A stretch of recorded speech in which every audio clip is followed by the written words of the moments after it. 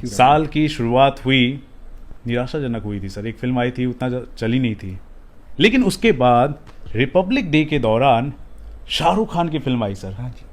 और उसने box office के सारे रिकॉर्ड तोड़ दिए, और जितने भी फिल्म मेकर्स हैं उनके चेहरे पर हंसी लाई, और एक नई उम्मीदों की जो किरण है हर तरफ छा गई। बिल्कुल बिल्कुल बिल्कुल, बहुत सही कहा आपने। लेकिन अक्षय कुमार की सर फिल्म आई, वन मैन इंडस्ट्री कहे जाते हैं सर बॉलीवुड की अगर बात की जाए, लेकिन एक फिल्म के भी मैन नहीं बन पा रहे हैं। ऐसी हालत हो चुकी है, ओपनिंग सर इतनी कम, क्या कहेंगे?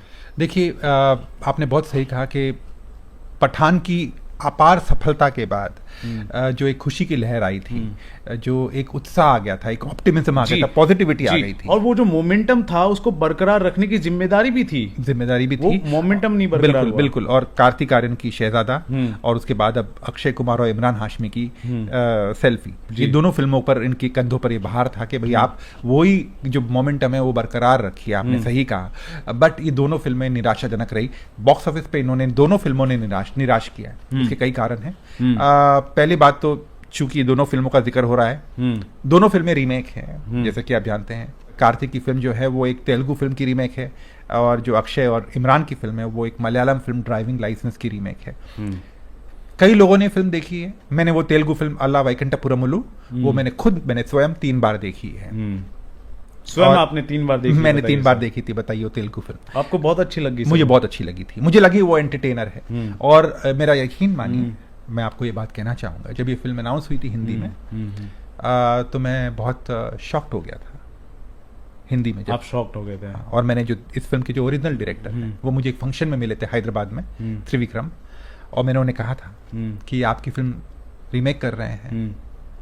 वो खुद ही कर रहे हैं सर मेरे ख्याल से। हाँ, फिल्म के वो डायरेक्टर्स हैं या फिर प्रोड्यूसर हैं, पर वो रीमेक कर रहे हैं। बट मेरा ये मानना है, और मेरा ये मैं त्रिविक्रम की कई फिल्में देख चुका हूँ।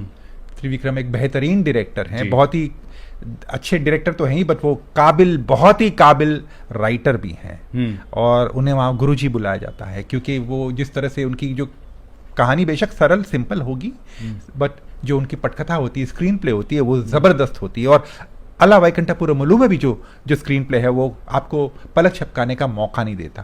तो मैंने जब उन्हें एक फंक्शन में मिला था, तो मैंने उन्हें कहा था कि वो आपकी फिल्म को रीमेक कर रहे हैं, एंड मैंने कहा था how will they remake it, because जो आपने वो एक बेंचमार्क सेट किया है, ये मैंने जेन्युइनली कहा था उन्हें। म्यूजिकल फिल्म भी थी, और म्यूजिकल फिल्मों का रीमेक करना भी मुश्किल है। और आप Allu Arjun, he is fantastic, he is superb in the film।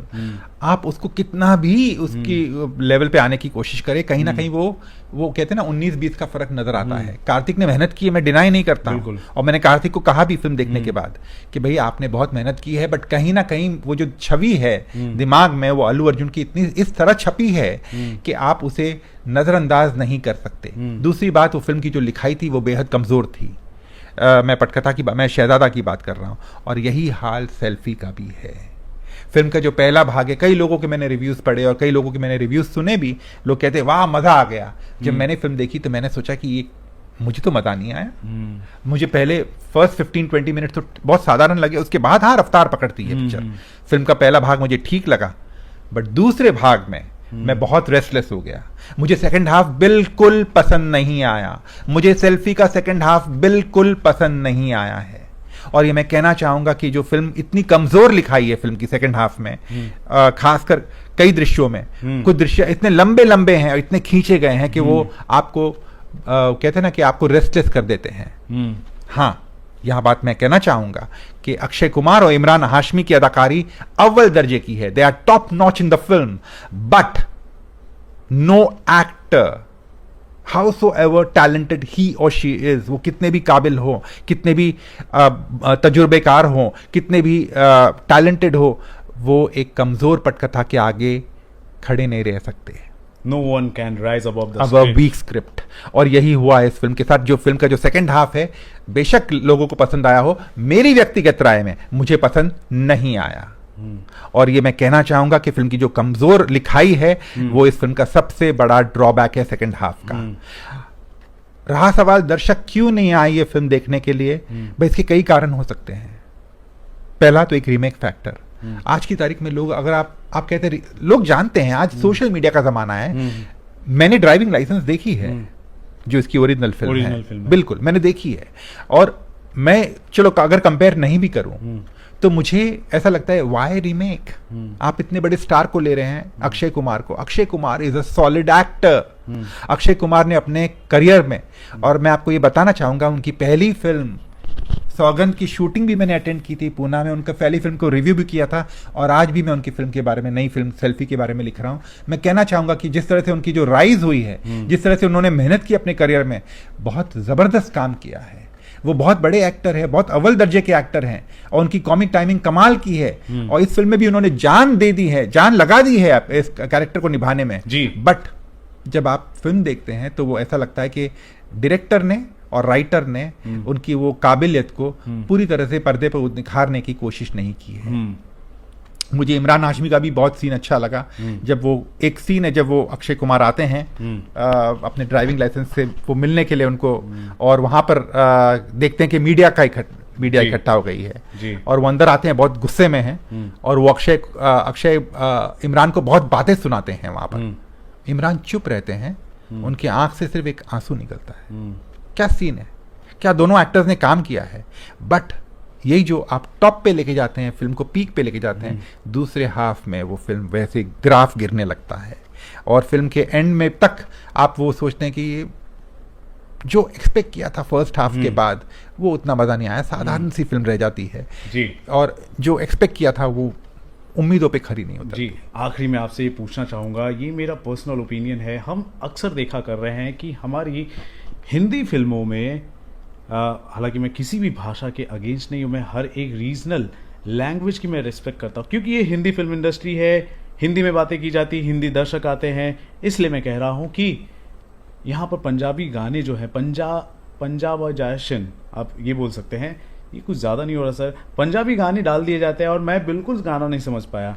हालांकि नो ऑफेंस, बट स्टिल एक वैलिड रीज़न मैं इसे मानता हूँ, क्योंकि हिंदी सिनेमा की जो ऑडियंस है वो हिंदी हार्टलैंड, एमपी, झारखंड, बिहार, उत्तर प्रदेश, उत्तराखंड, हरियाणा, यहाँ तक कि पंजाब भी, राजस्थान, सभी हिंदी में बात करते हैं, हिंदी सबको समझ में आती है। आप हिंदी फिल्म इंडस्ट्री वाले हैं, लेकिन अक्सर हम देख रहे हैं पूरे के पूरे पंजाबी गाने डाल दिए जा रहे हैं। आप इस पर क्या कहना चाहेंगे सर? क्या ये रीज़न नहीं हो सकता कि लोग कुछ हद तक, जो फिल्म दर्शक है इस भाषा के, वो थोड़ा सा उनका इंटरेस्ट जो है या फिर कनेक्शन है टूटता है इससे? देखिए, मैं यहाँ कहना चाहूँगा कि जो सेल्फी के जो गाने हैं, इसमें दो गाने एक शुरुआत में है और एक एंड क्रेडिट्स में है, मैं खिलाड़ी तू अनाड़ी, जो उन्होंने पुरानी फिल्म से लिया है, अक्षय की फिल्म से लिया था। चलो, मैं खिलाड़ी तू अनाड़ी एक रिकॉल वैल्यू है, पर बाकी मुझे जो यो हनी सिंह का भी जो गाना उन्होंने प्रमोशन फिल्म में नहीं है पर प्रमोशन में डाला था, मुझे बिल्कुल मजा नहीं आया। आज की तारीख में, आज पठान की हम बात कर रहे थे, तो पठान में 2 गीत हैं, केवल 2 गीत हैं, आज भी हम गुनगुनाते हैं, बिल्कुल आज भी हम उन्हें पसंद करते हैं। क्यों? क्योंकि कहीं ना कहीं उनमें एक ओरिजिनलिटी है, उनमें एक अच्छी ट्यून है, उनकी गायकी बहुत अच्छी है, उनके बोल अच्छे हैं, उनका जो पिक्चराइजेशन है वो बहुत कमाल का है, और वो मोस्ट इम्पॉर्टेंटली सही सिचुएशन में आते हैं। बिल्कुल। अगर आप गानों को सिर्फ एज अ फिलर ले लेंगे, तो कहीं ना कहीं मैं आपके सवाल से हट के बात करना चाहूँगा कि अगर आप गानों को सिर्फ एज अ फिलर ले लेंगे कि भाई चल हम डाल देते हैं कि भाई ऑडियंस को कुछ ना कुछ गाना देना है, क्योंकि हिंदी फिल्में गानों के बिना अधूरी लगती हैं, तो ये गलत बात है। मेरा ये मानना है कि जैसी आपकी फिल्म है, जैसे आपकी, ठीक है, इसमें अक्षय कुमार एक सुपरस्टार बताए गए हैं, पर इसमें ऐसे कई दृश्य भी हैं, जैसे एक अदा शर्मा के साथ एक दृश्य है इस फिल्म में, मुझे वो अच्छा नहीं लगा। वो जब सीन कर रहे हैं, वो एक सीन, कुछ जो ह्यूमर है, मुझे डाइजेस्ट नहीं हुआ, या कई ऐसे सीन्स हैं जो अवॉइड किए जा सकते थे। तो ये मेरा मानना है कि भाई आप पहली बात तो ऑडियंस को ग्रांटेड मत लीजिए, दूसरी बात आपकी जो फिल्म है उससे आप ट्रू और लॉयल और ऑनेस्ट रहिए, क्योंकि अगर आपकी फिल्म एक बहुत सीरियस बात है जहाँ पर एक ईगो आ जाता है इन दोनों के बीच में, एक्टर और उसके फैन के बीच में, तो उसको आप पकड़ के रखिए, ना कि इसमें आप ऐसे सीन्स डालिए जो कि कहानी से हट के या कहानी को कहीं और लेके जाए।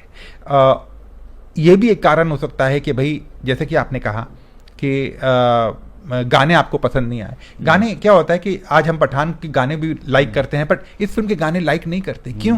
क्योंकि कहीं ना कहीं वो लगता है कि ज़बरदस्ती ठूसे गए हैं।